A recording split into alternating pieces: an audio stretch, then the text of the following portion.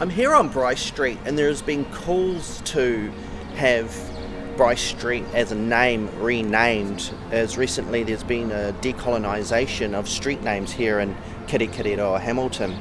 Recently the street Von Tempsky Street was renamed to Putikitiki Street, and there's also a call to have Bryce Street renamed here in the centre of Kirikiriroa, as John Bryce had quite a notorious history of oppression against Māori in the Taranaki, where he led the charge and the troops into Parihaka, and a lot of the men and women that day were raped.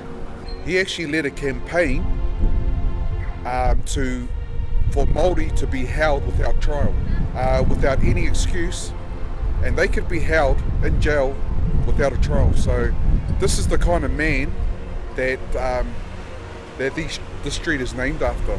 A guy that was willing to imprison Māori without any excuse and to just leave them in jail until they felt fit to release them. Streets in Hamilton East is called Von Tempsky, and he was a mass murderer of Māori. And how can you name a street after a mass murderer? It's just not fair, it's not right, it's colonialism. In 1879, John Bryce was sworn in as the Minister of Native Affairs.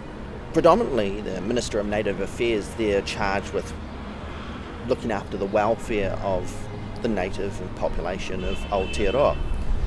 Unfortunately, John Bryce had a malignant hatred of the native population of Aotearoa and had no cause of concern for their welfare. Bryce once described it as an absurdity for Māori to believe they should manage their own affairs, and utterly impractical for them to think they should play a greater role in deciding on ownership of their lands.